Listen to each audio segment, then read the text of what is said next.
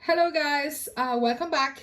I'm here in Singapore in my studio, in my home. Everything is very messy, so I cannot show you around. Today I wanted to film a video about this handbag. It's a Celine Cabas in a very nice like raffia material. So I had planned to film a review about this bag, and all of a sudden I turn on YouTube and I watch the first video I watch is by Tiana Perry, and I love her. I love her videos about handbags, and she's always very lively and very joyful.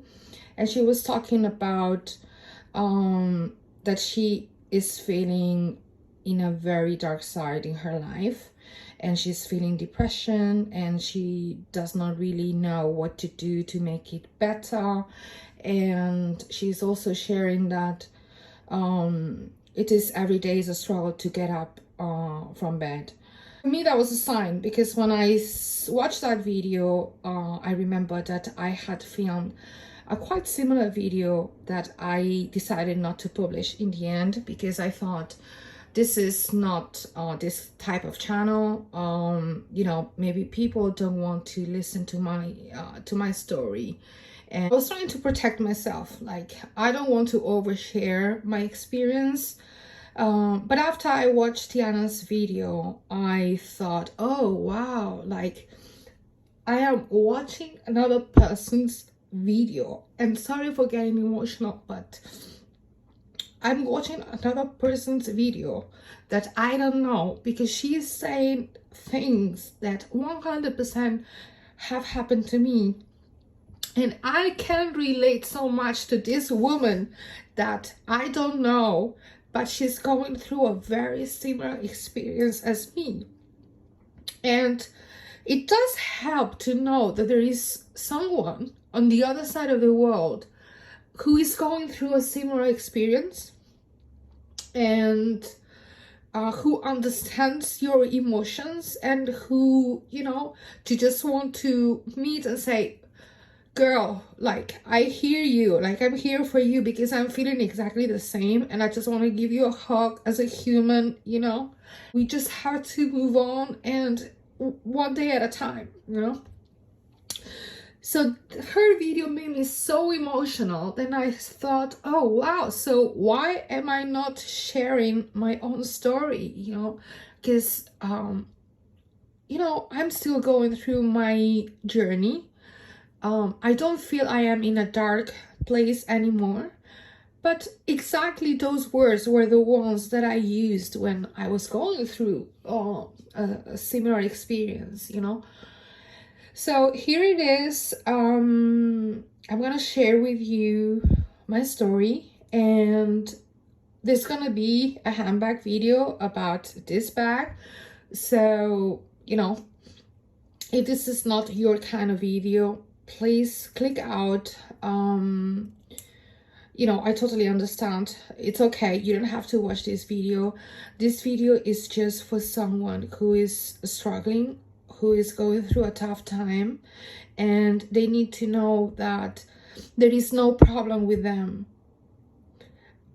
There's people that they don't even know who are going through a similar phase in their life, and it's okay to share. It's okay to make it public. There is nothing to be ashamed of, and you know, and there is hope. There is hope that things will get better. So if you want to hear my story, what happened in China, why I relocated to Singapore, just keep on watching. All right, I had to calm down. I went for a cup of coffee. See this lovely mug from my friend Matthias and his wife. They're lovely people in my life, and I'm just having a coffee because I want to calm down. So where to start? So basically, I was living in China. I was very happy. I was living in Shanghai, had my friends there, my work there. I was really enjoying my life. I had a boyfriend, basically, and I have good friends, close friends, and I really enjoy my work. That was the point where I was in 2019. All of a sudden, things started to go south, and basically my company got sold, and a lot of my colleagues started to leave, and there was a very tough 1 year where I had to stay with my team and keep our customer happy, but internally we had a lot of struggles and a lot of things. So it was, it was like at that time the ship was the ship was rocking, it was starting to shake. One day I talked to my mom, and I asked about my dad, and she said, oh, he's still in bed. Let me see if he can talk to you. So she puts him on the phone, and he started talking to me, but in a very like he had a ball inside of his mouth, and he was not making any sense whatsoever to what he was saying to me. I could not even understand his meaning. So I told my mom, listen, something's going on with him. There's something wrong. He's not okay. Take him to the hospital. He's not okay. So my mom was like, okay. She was watching him and said, okay, I'm going to take him to ER. And she took him there. And the doctor said, oh my God, he's having a stroke. So he stayed in hospital. Doctors were watching, taking whatever test they have to do on him. And to summarize all this situation, everything was gonna be okay. He just had some like a blood clot in his brain, but he was going to be okay. Everybody was talking that it was something that he could overcome. And yeah, and I was still in Shanghai. My mom was like, okay, they're gonna do a CT scan on him. We just gotta wait for this. Don't worry, he's okay. Just stay there. So this is what I did. And when they did the CT scan on him, that was like a week later or something like that. The doctors had to ask permission to my mom to redo the test because they didn't believe what they had seen. So they redid the CT scan on him, and the doctors confirmed to my mom that he had cancer all over, and that he had hours, like they could not even tell how long he was gonna live. So ever since the doctor mentioned to my mom the word cancer, until he's dead, I think it passed like less than 24 hours or maybe 24 hours. And I just remember getting a call from my sister at 4 or 5 a.m. in the morning in Shanghai, and her telling me, you have to come home. We have booked your flight. You have to come home.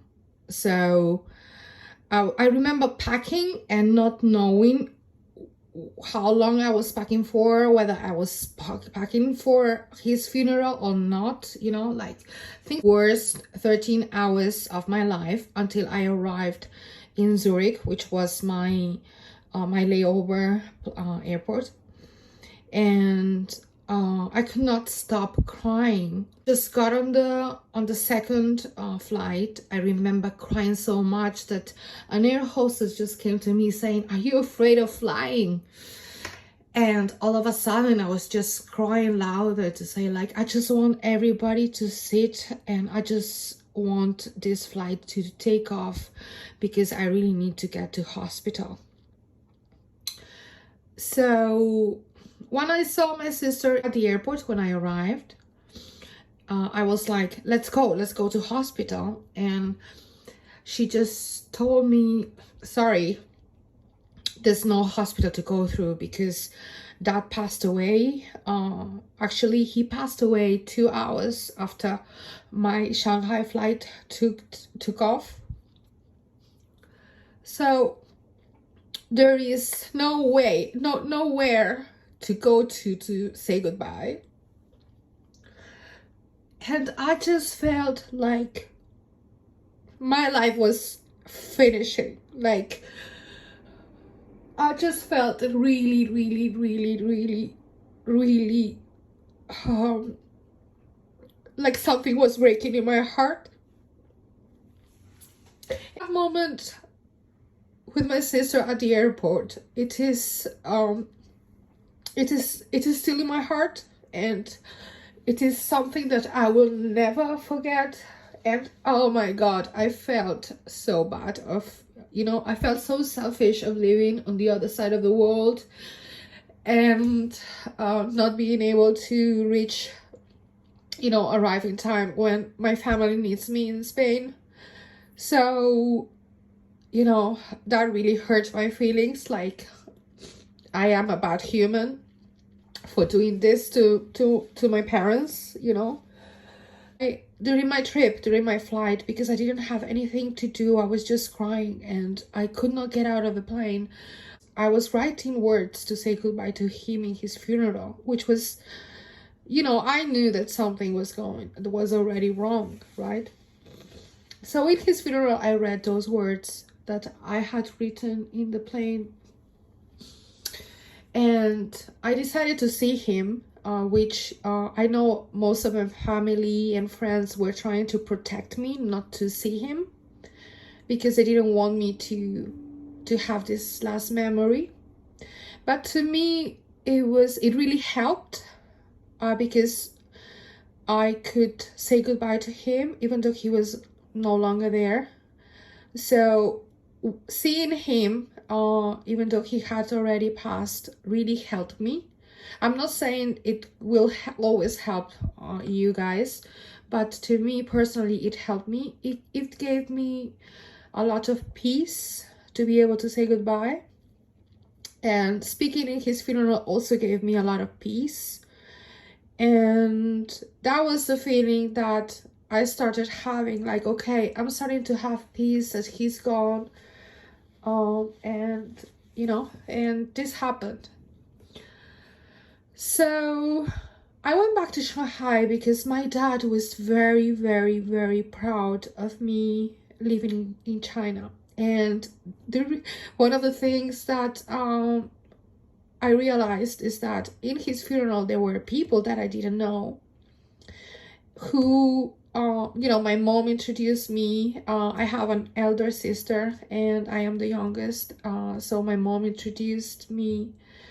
So this is my youngest, and his friends will say, and this happened to me several times with different people in the funeral, saying, oh, you're the little Chinese. Oh, he was so proud of you being in China, and he always explained that you were in Shanghai and working very hard and very happy there. So for me, that was like a message, that, oh, my dad was very proud of me, making my life in a different country, so far away from family. His friends were telling me, oh, you're the little Chinese, yeah. He talked so much about you, and he was very proud. So that gave me the comfort I needed to go back to China and keep on with my life. Now the problem was that this happened in November. I think it was the 30th of October, so very close to November. And I went back to China. Then I spent Christmas in Spain with my family. We went to New York for New Year's. The three of us to be together. First Christmas without my dad. Left them on January 6th, I believe, and I went back to China. And in January 20 something, COVID started. So I had my pets. I knew that I could not leave them alone. I was not really scared at that time in 2020. I was very clear in my mind that if I got sick or if I died alone, with my 3 pets. That had been my life choice, and I was okay with that. You know, like I was not afraid. I didn't have this feeling of I need to go back to Spain, you know. I just thought, no, I've decided to live my life in China, and if I have to, if something happens to me, then I will face it here, you know. I'm not running back home. Dating a guy who was a surgeon, so he was very, very busy during COVID, and I was still, you know, I was still obviously going through grief with my dad's loss, and we had like, I remember I was like complaining to him that I was needing support, you know. But anyway, so he decided to break up with me in a very bad manner 3 days before my birthday. And yeah, that was March. So that was March 2020. And then my best friend, so that was already, you know, the second thing that happened to me. And then I was heartbroken, and my best friend, who is like more of a brother to me than a friend, he got married, and basically he disappeared from my life without, to my recollection, without any, we didn't have any fight or nothing. We just grew apart, and you know, he was very busy making his wife happy, which I totally understand, and I was still in my grief. And so I was just feeling very alone, without being able to travel, without being able to go home. It was 1 year, then after another year, when I was trying to book my tickets to Spain, then the quarantine, something would happen, some more cases would happen in China, and then, you know, I would have to do 1 month quarantine, which I could not afford for my work, so I had to cancel my trip, you know. So in the end, it turned out to be 3 years of not being able to travel. So birthdays alone, Christmas alone, and I only had my Chinese colleagues, but you know, everybody was quite concerned about not getting infected. And I remember being afraid of doing a test in the morning because I was thinking, oh my God, what's gonna happen to my pets if I go to a quarantine camp, you know. So 2022 happened. We were all very optimistic that China was gonna open to the world, and you know, things were finally gonna change. Definitely back at home in Europe, everybody was doing like a normal life, and that was okay. So I was still pretty optimistic. And weeks after my birthday in March, then they said we have to go on lockdown, and it was a hard lockdown for 4 days, and it turned out to be 2 months and a half.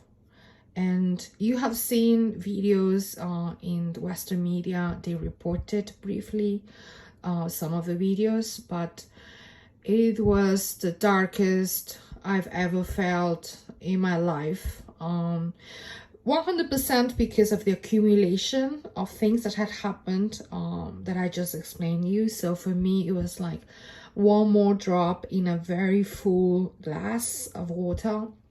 So I was like at the end of my rope. But I have to say, those 2.5 months were very, very shitty. There was a lot of uncertainty, because it is very different when they tell you, okay, you're going to be 2 months or 3 months locked down in your home. You have a goal, and every day you just, you know, crossing down the day in the calendar. But when they tell you, oh, 7 days more, and then, okay, 7 days happened, already passed, and they tell you no information, only rumors, and finally they say, okay, another 7 days more, and they play with you like this, and finally you are in your second month lockdown. you just start getting crazy, not knowing what's happening, what's gonna happen, and doing tests every single day or every other day, every second day.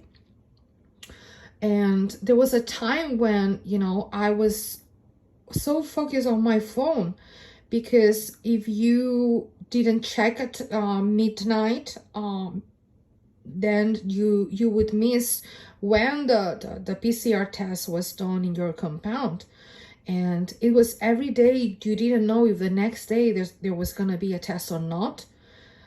So there was not like a clear schedule that you could follow. So you didn't have any type of routine.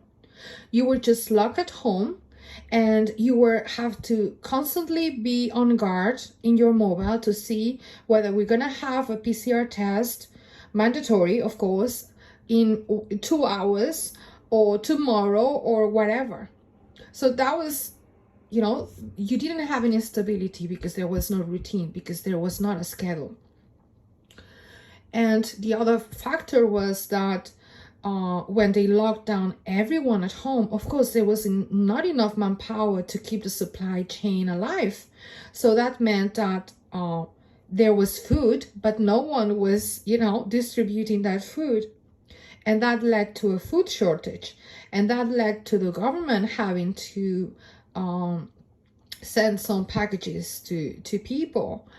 And oh my God, a lot of people would get their food when it arrived. It was already in a bad state, and they had to call the mayor hotline to complain to get a new bag a few days later. I remember before lockdown, I had bought a lot of bottled water, because in Shanghai you cannot drink tap water.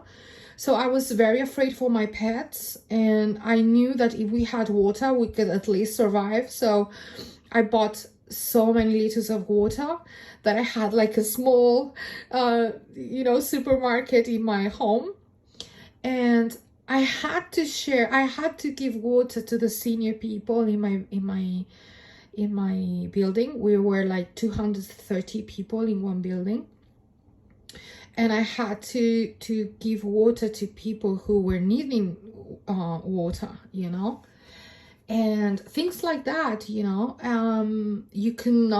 wanted to eat, I don't know, something like a chocolate. You had to ask to, you could not, you had to ask to your neighbors, hey, does anyone have a chocolate bar for my kid? Or, it was that bad. It was a very humanizing experience, where you realize that we have nothing, like we are just a number, and we are just 100% in the government's hands.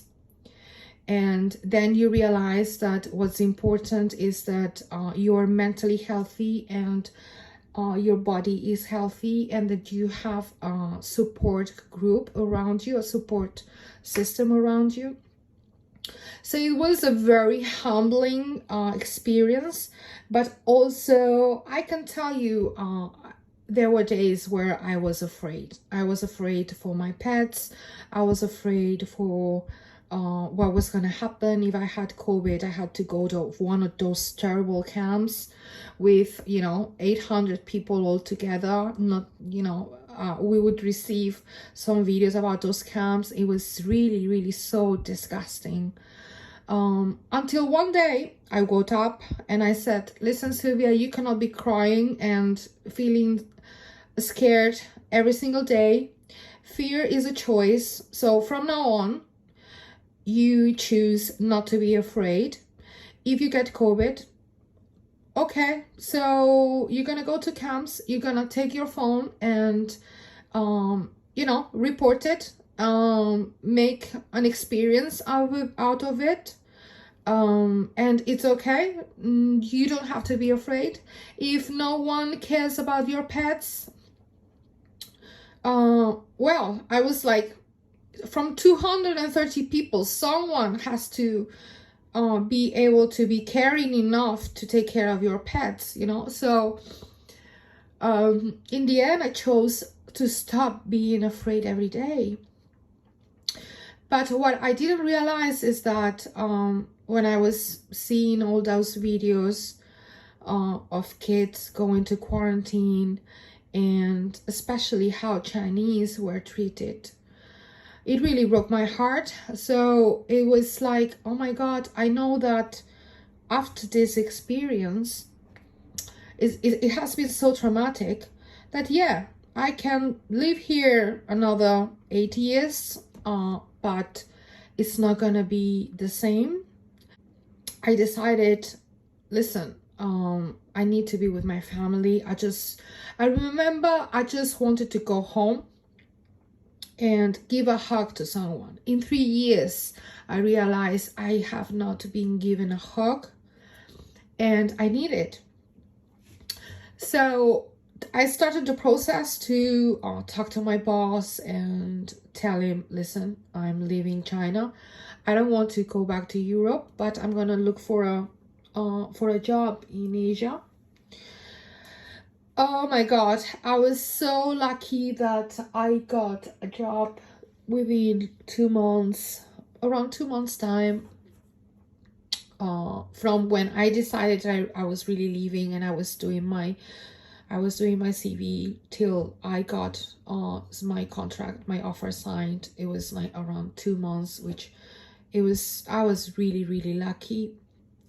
And yeah, so I decided, okay, I'm gonna leave China. Leaving China, I left out, I believe it was 1 week after they reopened 100%. So a lot of people got COVID, myself included. I went back home with my 3 pets. It was a terrible trip because of the stressful of all the documents and everything. And I have to say that my pets are in Spain today, out of China, because the friend of a friend of a friend of a friend wanted to help me. This is how amazing, you know, humans can be. You, in your day, you can, you know, by choosing to help someone that you absolutely don't know, can help change their life. And it was an amazing experience, also very humbling to realize of, oh my God, my cat is flying today to Spain because a friend of a friend of a friend of a friend helped me. It was very, very humbling. So I got to Spain, and I remember I remember seeing my sister, and it was like, you know, those cartoons when you see like the sky is opening up and there is a stair and it's someone opening their arms to welcome you.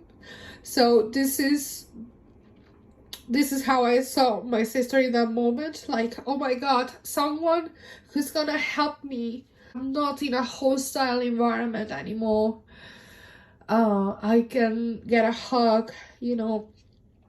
It was very, very also very humbling experience, because you realize as a human what is the important things that you need, what is your bottom line, you know.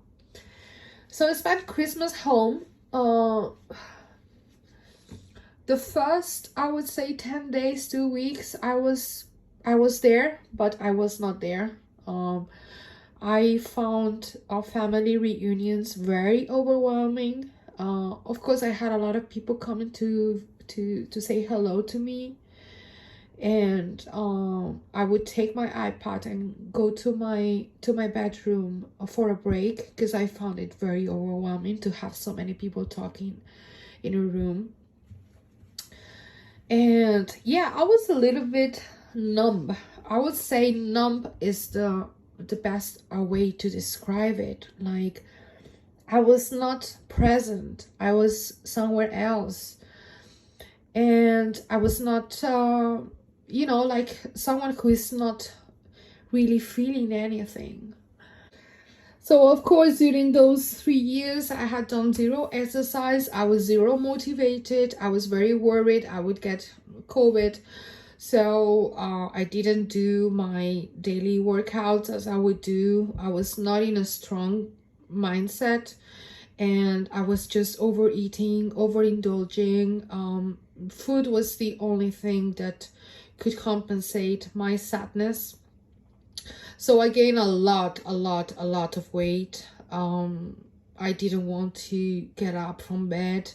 I remember getting up from bed in the morning and having a shower were the biggest milestones of the day. Like, really, I was proud of myself for getting up and having a shower. And this is how heavy depression can become. You cannot explain to anyone, because I cannot explain it to myself now, how it was possible for me not to be able to have the drive to get up from bed, or how come having a shower was so damn difficult. And I cannot even explain it to other people, because looking back, I feel such a different person now. But that was my darkest moment. That was you know, I was really in my lowest time. And I want to tell you this, guys. True, money is not everything, and material things don't give you the happiness, because I was at the worst. When I was at the peak of my financial life, I was at the worst of my personal life. And I would have given all my handbag collection just to be able to have another conversation with my dad. And so this is why I want to tell you that I know a lot of people say that people who buy luxury bags or pretty things, they are overcompensating for a sad, miserable life. And I tell you that when I was in my lowest and saddest of my life, I was not buying any handbag. You know, I was not even looking into handbags. Whenever I want to buy something, is because I have a new dream. I want to go out. I want to be social. I want to share it with the world. That's when I'm looking to buy for a new bag. Why do I say now that I am in a different spot? And I'm going to share with you the things that have helped me, and I think that made a big difference for me to be in a much better place, even though I cannot say I am 100% fully recovered. But I am in a very much better place than I was before. Number one, and I never have a script in my videos, as you can see. That's why I ramble so much. So please bear with me. But number one, I think, is do not isolate yourself from people. When you are depressed, when you're going through a rough patch in your life, you tend to isolate yourself because you think that other people do not understand you or do not share this same feeling or will judge you. You would be surprised, and this very same week I had a big lesson that I learned. I had met someone, because I'm meeting a lot of new people here in Singapore, and you judge people. Like, you tend to see the appearances, and then you make a judgment on how these people is. And this week, someone that is close to me, but it's just a new person in my life, he appeared in a certain way to me, so I had judged him to be in one way, and something happened in my work, and we went for a beer, and he asked me about me, and I shared my story, the story that I'm sharing with you today. And oh my God, it is, he could understand so many things. He also shared part of his story and his trauma. And it has been like, okay, now that we have shared what happened to me, what happened to you, and we know that we understand each other a little bit better, we have this new way of seeing each other in different eyes that is making us to get along much better and to have a better interaction with each other. And it was for me an eye-opener of, wow, I always said that everyone, no matter who you see at the street, everyone is carrying a heavy luggage on their backs. But it was a reminder to me that, oh my God, sometimes the person who seemed to you so shiny and so bright and so happy are the ones who have struggled in their past a lot, or are struggling with themselves at the moment. So that was the first thing. Do not isolate yourself. Do not think that other people will not relate to you, will not be able to understand you. Because the moment you are vulnerable and you share your story, people open up and share their story, and then you feel less alone, and you feel that there is no problem with you. It is just part of life. It's part of the journey that we have to experience. But there is nothing faulty about you. And this is something that is very important to remind yourself. And so do not isolate yourself. Accept the invitations from other people to socialize and go out and do things. If you are a family member of someone who is going through, family member or someone close to someone who is going through depression, what worked for me is that, for example, my sister was someone who was a firm believer that, and she would repeat several times to me, hey, you have gone through a lot of shit. You're a very strong woman. You can do this. You're gonna get over this. And let's look into the future. The past happened. It has been very traumatic. But now we're out of here. We're out of that situation. Let's look into the future. And let's think about, what do you need to succeed in the future? Okay, so you want to lose weight because you don't feel self-confident. Okay, let's look for help of professional people who can help you, who can take your hand and guide you along your journey to lose weight in the right way, who will give you the support for that personal goal that you have, that is to lose weight in order to feel better and be healthier. Okay, so let's do that. What else do you need? What else do we have to do? And I would tell her, I don't have clothes. Like, all my clothes are from the skinny version of me. Okay, so let's go to the department store right now, and let's go find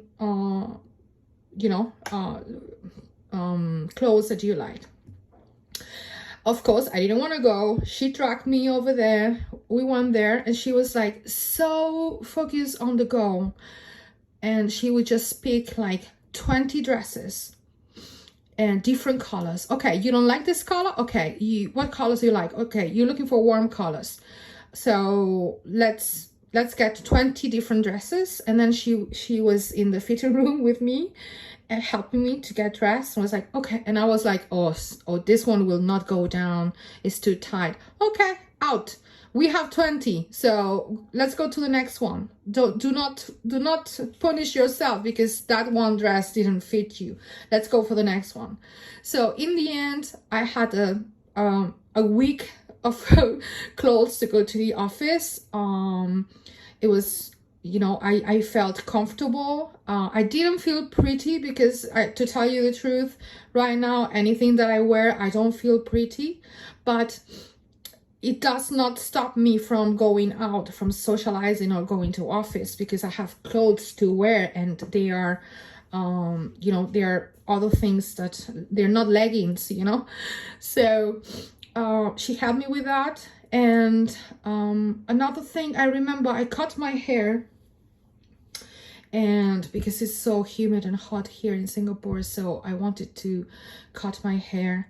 And I remember my brother-in-law said, "Oh, you look so pretty with this new hair and your glasses. You look so pretty."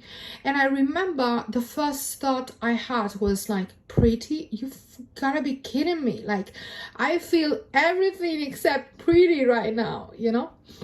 And then I caught myself with this thought, and I thought to myself, "Oh, what a bitch I am to myself, because I would never treat my best friend or a friend or any other person, even a stranger. I would not tell her, 'You look so bad,' you know. Why am I being so bitchy to myself? And why I'm not accepting the compliment from my brother-in-law? You know, I should, because..." So things like that, you know, so helped me a lot to start realizing. Of course, going to the doctor and talking to a professional, it helped me. How to say, in order to get over the grief of losing my dad, you know, something that helped me, and I know it is not for everyone, and I totally respect that, but I'm just sharing here what helped me was to work on my spirituality.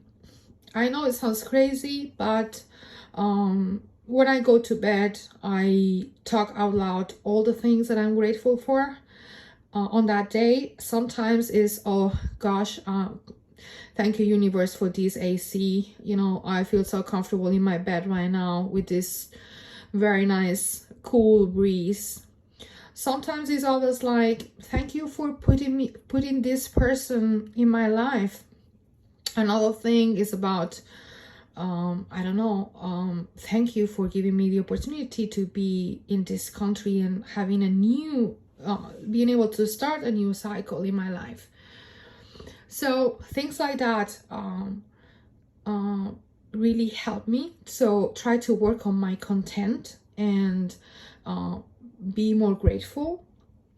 I always try to be, especially now when, you know, when I've gone through so much and I received help, I always try to make it my personal goal to be kinder to people. So I am more open to people around me. Instead of looking at my phone all the time, I'm more open to people around me. And like the other day, I had this lovely girl with her mom, and she was wearing a very nice plait in her hair, and I was like, "Oh, you look so pretty with your braid. Who made that braid?" "Oh, my mommy." "Oh, you're so lucky to have a mommy who can make such a pretty braid, huh?" "Oh, yes." You know, and you could see the smile lighting up in the child's face and her mom's. And also with the taxi driver, if I take a taxi, I would just, "Hello, dear, how is your day?" You know. And some people like to speak more, and some other people, they just want to mind their own business, and you have to respect that. But most of people really want to share the story, and they want to be listened to and share their experience, how they're feeling their day. You will be amazed if you do this more often, the response that you get. So I like to work on my kindness and, you know, try to be nicer to people, be in a better mood. Meditation in the morning, I try to do 10 minutes in the morning in my balcony, and I just close my eyes and I just do my breathing. And this is the most important, like, you don't need to put yourself like very, very high targets, like do a meditation course and all that. Just 10 minutes with the eyes closed, just breathing. and just accepting the thoughts that come to your mind, but just trying to focus on your breathing. When you open your eyes, I tell you, sometimes you will realize of different colors, different things that you had not noticed before. So I do think meditation can help you, but you don't need a very difficult target to start with. That's the things that are working for me. Of course, I'm working on my fitness and health journey. I do a session with my doctor from Spain every 3 weeks. So we talk about how I emotionally feel. We talk about what I eat in my day, things where I am struggling with. I weigh myself once per week and I take measures. Slowly, one day at a time, things are going back to feeling better a little bit every single day. Of course, being in a new country, different people, it really helps me a lot. I'm very happy to be in this apartment. It's a very nice apartment, very bright, and now I'm starting to think about new handbags. But I also wanted to share all this story because my mindset about buying things has changed. Now my main priority is to travel because I didn't have the opportunity to travel in 3 years, and my priority is being with the people that I love and socialize more. So I'm more into going out, doing some course, like the ceramic workshop I did in Spain that my sister gifted me for my birthday. Or was it for Christmas? By the way, in all this story, I became 40, and I had the best birthday party that I could ever have imagined. And this is also part of the me wanting to celebrate all the things that I couldn't for, during those 3 years I could not. Now I value the little things like celebrating my birthday, being together with my family so much more than I did in the past. And I want to be from the team of the women who are not afraid to say their age, and they are not afraid of aging. I think there is no alternative to aging, right? So let's just do it with our head high instead of just feeling ashamed of our wrinkles and our gray hair and all that, So this is what I wanted to share with you guys. I know it's gonna be a long video. It's gonna be a very boring video because there is no no goodies to show you other than this lovely Celine canvas bag. Look at this, very nice work bag. There will be a video on this bag soon, so stay tuned. I will try to post more, and another reason why I'm posting more is because I'm feeling much better. But I did wanted to share my story with you guys because, first of all, I always said in my previous videos that I never want to make a woman or a guy feel less than when they watch any of my videos. I tell you that nobody's life is perfect, nobody's life is better than others. We just carry our luggage, our heavy luggage in our bags. A lot of people had more terrible things happen to them than my story, so I'm not saying at all that my story is like the worst that could ever happen to someone, but I wanted to share it with you because I think it's important. If you are here in my super tiny YouTube channel and you want to get to know me and the reason why I choose this bag or this other bag, I want you to know that behind this video there is someone who struggles in life like everybody else, and I'm no better, and I don't have my life more put together than the next person. So I hope that if you're going through a hard, tough time in your life, I want you to receive a virtual hug. I want to tell you that there's nothing wrong with you. You are not alone. This happens. This is part of life. And it is okay to struggle. It is okay to share your story. And there is hope. Day by day, things will get better. And there is a light after the darkness, and this is something that I personally I am experiencing. So I want to share a bit of light with you guys. If you have not watched Tiana's latest video, go to her channel and give her some love, because I'm sure she also deserves you know, a big hug from her people, her community. And let's do this. Let's try to be kinder and less quick to judge and more quick to love. So thank you so much, and see you in my next video. Bye bye.